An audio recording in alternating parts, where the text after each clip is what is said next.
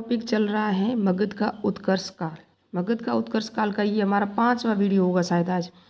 तो कौन कौन सा पढ़ रहे हैं हम। मगध जो पहले एक छोटा सा जनपद था, फिर महाजनपद बना, फिर उसका विस्तार हुआ, कितने जनपदों को उसके अंदर मिलवाया गया। जहाँ से हमने स्टार्ट किया था हर्यक वंश से। हर्यक वंश से बिंबिसार, अजातशत्रु, उदयन सब पढ़ लिया। फिर शिशुनाग वंश पढ़ा, फिर नंद वंश पढ़ा, ईरानी यूनानी शासक कौन कौन से पढ़े। फिर मौर्य काल आज हमारा होगा टॉपिक। मौर्य काल के अंदर आज हम क्या क्या पढ़ेंगे वो बता दो। फिर मौर्यकालीन मौर्य उत्तर काल में पढ़ेंगे शुंग, कणव, सातवाहन। फिर विदेशी यात्री, फिर विदेशी आक्रमणकारी जो भी होंगे वो वापस से पढ़ेंगे। उसके बाद हमारा हर्षवर्धन काल का जो स्टार्ट होगा। तो इसके अंदर देखो ईरानी और यूनानी और ईरानी शासक थे ना, ये मौर्य काल से पहले आए थे। इन्होंने पहले आक्रमण किया था। जिनमें से जो सिकंदर था ना, ये यूनानी था। सिकंदर का आक्रमण भारत पर हुआ था। पहले ईरानी का हुआ जो साइरस द्वितीय था। फिर दारा प्रथम, दारा से ही तो अशोक ने ली थी ना, वो अभिलेख पर था। उसके बाद जब हमने पढ़ा ना ये सिकंदर, तो सिकंदर विश्व विजेता बनने के लिए निकला था। 20 वर्ष की आयु में शासक बना था। तो सिकंदर गोगा मेला के युद्ध में 331 में एरियन में किसको हराता है, दारा तृतीय को हराता है। दारा तृतीय को हरा के यहाँ ईरान पे भी शासक कर लेता है। कौन, सिकंदर। उसके बाद ये आता है किस तरफ, भारत की तरफ आता है। और भारत की तरफ पहले आम्बी पे शासन, आम्बी राजा होता है ना, वहाँ शासन करता था। वो आत्मसमर्पण कर लेता है, वो भी सिकंदर के साथ मिल जाता है। फिर पोरस के साथ युद्ध होता है, झेलम का युद्ध। पोरस से इसको टक्कर लेनी पड़ती है और पोरस हार नहीं मानता ना, तो फिर उसके थोड़े पैर डगमगाने लगते हैं। कहते हैं कि विश्व विजेता होते हुए ऐसा नहीं हो सकता, लेकिन ये कहानी है, ये ज़्यादा नहीं है। क्योंकि 20 वर्ष की आयु में वो शासक बना, 33 वर्ष की आयु में वो चला गया इस दुनिया से। तो क्या उसने इतनी विश्व विजेता, हाँ कुछ बातें उन्होंने कही होगी, ऐसी कुछ बातें हैं इसलिए। तो मौर्य काल में हम क्या क्या पढ़ेंगे आज।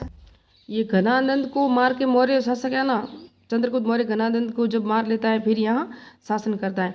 ये ईरानी यूनानी आक्रमण इसलिए हुए थे कि चंद्रगुप्त मौर्य तो बाद में, जब आप देखोगे उत्तर पश्चिम भारत में यहाँ रास्ता खुला था, खैबर दर्रा वगैरह थे, क्योंकि हमारे हिमालय तरफ से तो आ नहीं सकते थे। समुद्री मार्ग से भी कोई हम पर आक्रमण नहीं कर सकता था भारत पे, उसी तरफ से करते थे। और वहाँ कोई शक्तिशाली सम्राट नहीं था। पंजाब में, कुरुक्षेत्र में, वहाँ जब देखते हैं ना गांधार वगैरह में, वहाँ नहीं था, इसलिए वहाँ आक्रमण हो रहे थे। अब चंद्रगुप्त मौर्य आएगा तो इन सबको रोकेगा और नहीं आएगा। सेल्यूकस निकेटर से भी इनका युद्ध होगा। ये सारे नोट्स दृष्टि बुक और सौरव चौबे की बुक और NCERT नोट्स से बन रहे हैं आपके। तो यहाँ से पढ़ेंगे ना मौर्य काल 322 से 185 तक है। बाद में शुंग संघ शासन काल आ जाएंगे।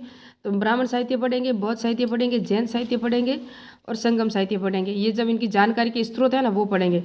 उसके बाद हम पढ़ेंगे पुरातत्व लेख, जिसके अंदर शिलालेख, स्तंभ लेख, गुहा लेख और सहगोरा का जो है ना, वो ताम्र लेख भी नहीं है, ताम्र लेख है। एकमात्र मौर्य काल का जो लेख है वो सोहगिरा का ताम्र लेख है। बाकी सब क्या है, गुहा लेख है, स्तंभ लेख है, शिला लेख है। फिर पढ़ेंगे अभिलेख, जिसके अंदर शिलालेख होंगे 18, 14 शिलालेख जो 8 स्थानों से मिले थे। फिर स्तंभ लेख जो वृद्ध है और लघु स्तंभ लेख दोनों पढ़ेंगे। फिर पढ़ेंगे गुहा लेख जो बाराबर, नागराजुन और रामगढ़ के अंदर किस किस ने ये बनाई थी। फिर पढ़ेंगे अशोक के जो काल है, फिर शासक, मौर्य काल के शासक कौन कौन से थे, फिर इनके उपनाम कौन कौन से थे। फिर यहाँ से पूरा डिटेल से पढ़ेंगे। चंद्रगुप्त मौर्य से स्टार्ट करेंगे। तो स्टार्ट करते हैं। ये सब मैंने शॉर्ट से नोट्स बनाए हैं सारे के सारे।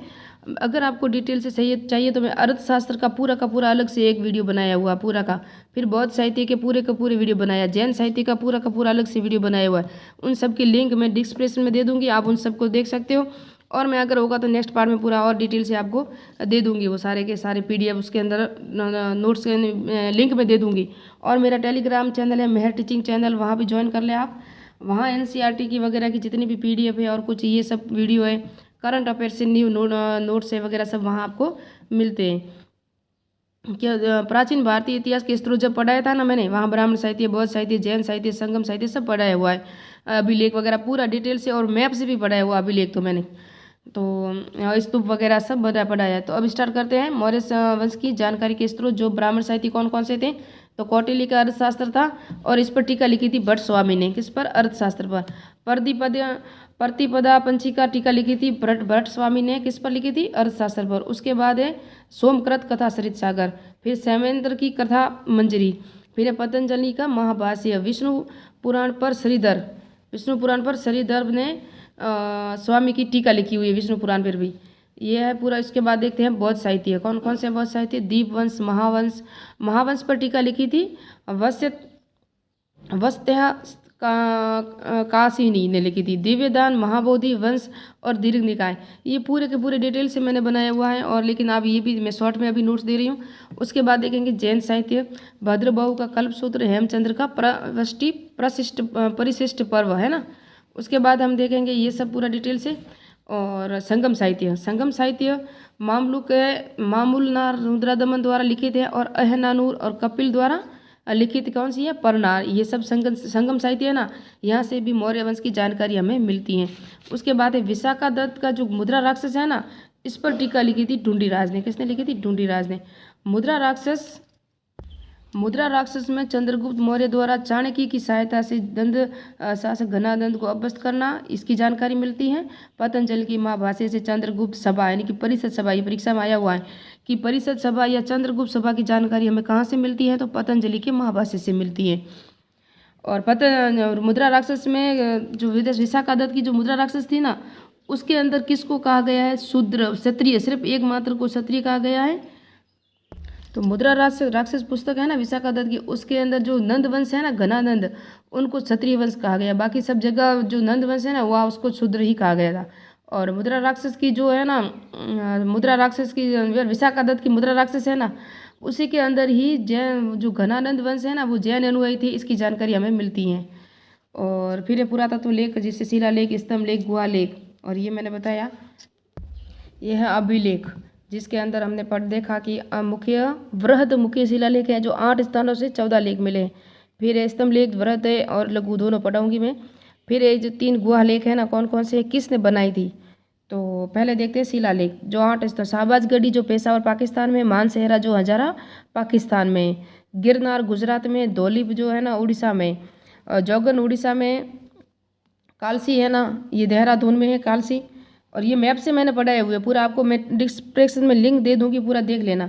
और उसके बाद देखोगे सोपारा, ये महाराष्ट्र में, एरागोड़ी, ये कुर्नूल आंध्र प्रदेश में। 8 जगह है और 14 स्तंभ लेख मिले हैं, याद रखना। उसके बाद हम देखेंगे स्तंभ लेख जो छोटे हैं ना, लघु और वृहद, तो 6 स्थानों से 7 स्तंभ लेख मिले हैं, 6 स्थानों से। तो दिल्ली टोपरा स्तंभ लेख है ना, इस एकमात्र है जो स्तंभ लेख है जहाँ इस पर 7 लेख उत्कीर्ण है, एकमात्र। बाकी सब जगह पे 6 से लेख ही उत्कीर्ण है। 6 लेख लिखने के कारण ही 7 स्तंभ लेख इनको कहा गया है, आप देखोगे तो। और उसके आप डिटेल से देखते हो तो जिसमें आप देखोगे तो दिल्ली टोपरा, दिल्ली मेरठ, फिरोज शाह तुगलक ने ले जा के वहाँ लगवाया था। लोरिया अंगराज और लोरिया अर्गज है लेकिन मैंने लिखा अंगराज। लोरिया नंदगढ़ और रामपुरा और प्रयाग स्तंभ लेख। लोरिया अग्रराज और लोरिया नंदगढ़ है ना, 2 नेपाल की तरफ है। और लोरिया अग्रराज है ना, इस पर शायद तो घोड़े की आकृति थी और नंदराज पे शेर की आकृति थी। तो इस तरह से ये दोनों थोड़े से टूटे हुए हैं वहाँ। और यहाँ इस पर जो वर्णन है ना, वो डिटेल से अभी आगे मैं बताऊंगी आपको कि इसके अंदर किस किस का वर्णन है। और रामपूर्वा स्तंभ लेख और प्रयाग स्तंभ लेख, ये 6 हैं कुल मिला के। अभी है ना, अभी देखते हैं हम लघु स्तंभ लेख। लघु स्तंभ लेख में उसके अंदर राजकीय घोषणाएं उत्कीर्ण थी। किसकी? अशोक की राजकीय स्तंभ घोषणाएं उत्कीर्ण थी। जो कौन कौन से हैं? एक तो सांची का है जो संघ भेद रोकने की संबंधी नियम है इसके अंदर। फिर सारनाथ में भी यही है। लेकिन कौशाम्बी है ना, वो इलाहाबाद है, वर्तमान इसका नाम इलाहाबाद है। कौशाम्बी किसकी राजधानी थी, या कौशाम्बी की राजधानी कौन सी थी? जब मैंने पढ़ाया था आपको हर्यक वंश याद करना है और कमेंट भी करना। कारुवक की या चारुवक की कौन किसकी राजधानी थी? ये पत्नी अशोक की पुत्र पत्नी थी। और इसने जो दान दिया था ना, उसकी जानकारी हमें कौशाम्बी लेख से मिलती है। और इसके पुत्र एक तीवर है, उसका भी उल्लेख हमें कौशाम्बी अभिलेख या इस लघु स्तंभ लेख में मिलता है। वो स्तंभ लेख वृहद थे, अब ये लघु स्तंभ लेख है। रोमनदेही स्तंभ लेख मैंने बताया 20 वर्ष में धर्म यात्राओं का उल्लेख है। अशोक की जो रोमनदेही मैंने कहा नेपाल में है। ये वृहद स्तंभ लेख में भी आता है, और वृहद स्तंभ लेख में ये नहीं आता, ये लघु स्तंभ लेख में आता है, सॉरी। और लुम्बिनी के अंदर जो कर घटाया था ना उन्होंने 1/8 का, इसकी जानकारी भी रोमनदेही अभिलेख से हमें लघु स्तंभ लेख से मिलती है। और निगलवा और निगाली सागर स्तंभ लेख, इसमें बुद्ध को कनक मुनि कहा गया है और शेर की आकृति थी इस पर। वर्तमान में यह ना, तो ये स्तूप के पास एक अंकित था, किस पे? स्तूप के पास, लेकिन यहाँ स्तूप भी नष्ट हो चुका है और ये लेख भी नहीं है वर्तमान में। और बुद्ध को शाक्य मुनि किसको कहा गया है? रोमनदेही अभिलेख में कहा गया बुद्ध को शाक्य मुनि कहा गया रोमनदेही स्तंभ लेख, लघु स्तंभ लेख में। और घोड़े की मूर्ति थी इस पर, है ना, इस पर घोड़े। जब हम देखे थे ना अशोक के स्तंभ जो भी है वहाँ ज़्यादातर हमें शेर और वृषल यानी कि बैल की आकृतियाँ मिलती हैं। लेकिन एकमात्र ये ऐसा स्थल है जहाँ घोड़े की मूर्ति मिलती है, रोमंदी स्तंभलेख से।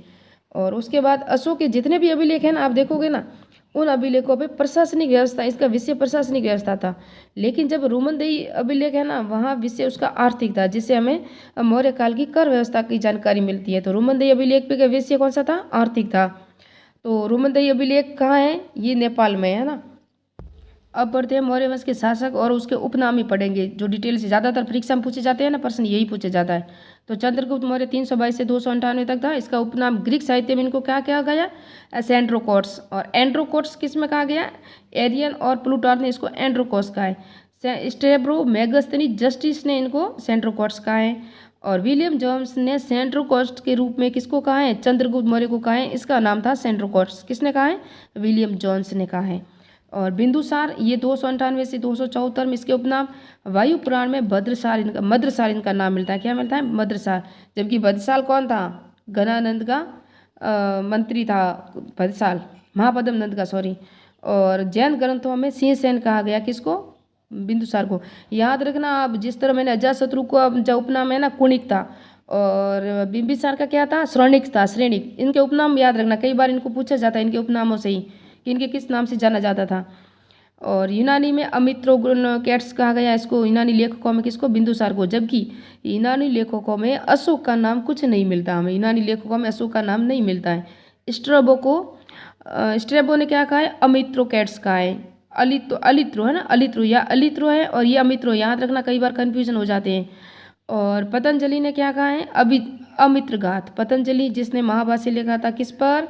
अष्टाध्यायी, जो पाणिनि की कहाँ था? पाणिनि महापद्म नंद के दरबार में विद्वान था और उसका मित्र भी था। और उसने व्याकरण का प्रथम ग्रंथ लिखा था अष्टाध्यायी, और उस पर टीका लिखी थी पंतजलि ने, जो था महाभाष्य। महाभाष्य से हमें किसकी जानकारी मिलती है? आगे मैंने आपको पढ़ाया था महाभाषण, वो भी अगर आप वापस नहीं वीडियो देखा तो वापस देख लो, क्योंकि बार बार अगर मैं रिपीट करूँ तो। अब देखते हैं अशोक का काल और उसके उपनाम। तो कंगन हली लेख है ना, उसके अंदर रान्यो राजा और अशोक कहा गया। किसको? अशोक को। गुजरा अभिलेख में राजा अशोक कहा गया। जूनागढ़ अभिलेख में अशोक मौर्य कहा गया। पुराण में अशोक वर्धन कहा गया। भाबरू अभिलेख में मगध का राजा कहा गया अशोक को। नेक्स्ट पार्ट में हम चंद्रगुप्त मौर्य को पढ़ेंगे, उसकी डिटेल से, उसकी विजयों के, उसके विजय अभियान कौन कौन से थे, उनका नाम वगैरह, जिसको कहा राजकिलम लेख किससे संबंधित था, पूरा डिटेल से इनकी पुस्तकों में उसका विस्तार। फिर मौर्य प्रशासन शायद मैंने पढ़ाया या नहीं पढ़ाया, इतना कन्फ्यूजन मुझे पता नहीं, लेकिन पुरातत्व लेख और साहित्यिक स्रोत लेख तो सारे मैंने मौर्य प्रशासन के पढ़ाए हुए। उसका सारा का सारा मैं डिस्क्रिप्शन में लिंक दे दूंगी और वीडियो दे दूंगी, और उसकी प्लेलिस्ट भी शायद बनाई हुई है अभिलेखों की, तो वो भी देख लेना। मेरी सारी प्लेलिस्ट है। मेहर टीचिंग को आप ज्वाइन कीजिए, सब्सक्राइब कीजिए, लाइक कीजिए, और मेरा मेहर टीचिंग टेलीग्राम चैनल है ना, उसे भी ज्वाइन कीजिए। वहाँ आपको रोज़ की जो नवीन जानकारी और शॉर्ट नोट्स और शॉर्ट वीडियो मिलते हैं, जो NCERT से चल रहे हैं, 6th क्लास की NCERT वहाँ हमारी चल रही है। तो मिलते हैं नेक्स्ट पार्ट में, नेक्स्ट वीडियो में।